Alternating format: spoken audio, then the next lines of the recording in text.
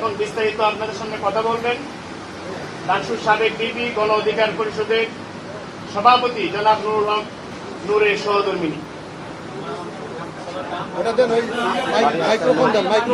মারিয়া Akter Luna.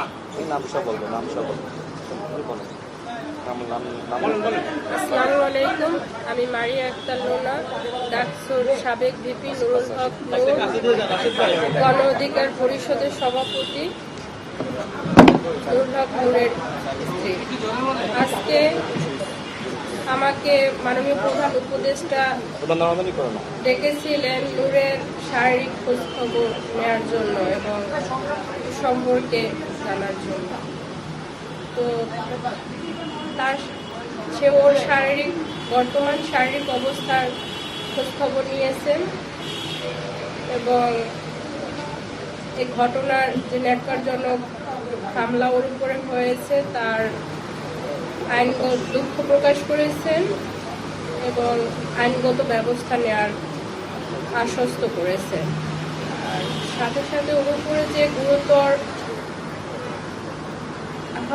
হামলা হয়েছে তার যে শারীরিক কন্ডিশন সবকিছু বিবেচনা করে বা বিগত দিনেও যে তার উপরে আর এখন বর্তমান অবস্থা সেটার উপর বিবেচনা করে ওকে বাহিরে উন্নত চিকিৎসার ব্যবস্থার ব্যাপারে তারা আশ্বস্ত করেছে। এটুকুই বলার জন্য।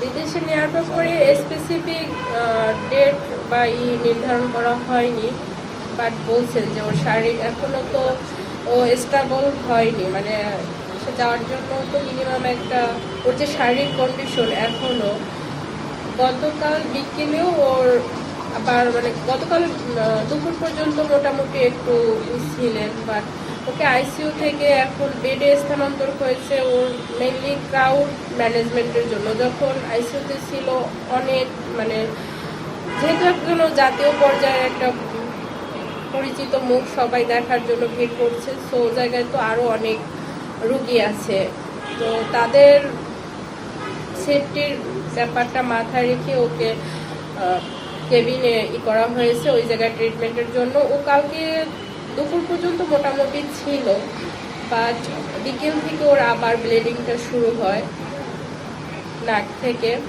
আর রাত 12টার পরে আবার বমি যেহেতু আপনারা তো জানেন যে ওর যেহেতু ব্রেইনে হ্যামারেজ, তো ওই জায়গা থেকে আর আজকে দুপুরেও আজকে সকাল থেকেই ওর একটু অস্বাভাবিক ও হয়তো আগে তাকাতো বা পরিচিত কাউকে দেখলেও কথা বলতে চাইতো, বাট কথা বলতে গেলেও হঠাৎ করে স্টপ হয়ে যাচ্ছে, কথা বলতে ওভাবে পারতেছে না। তো এই জিনিসগুলো বিবেচনা করে শারীরিক অবস্থা দেখে তারা উদ্যোগ নেবে। এখন ওর শারীরিক অবস্থা স্টেবল যার কারণে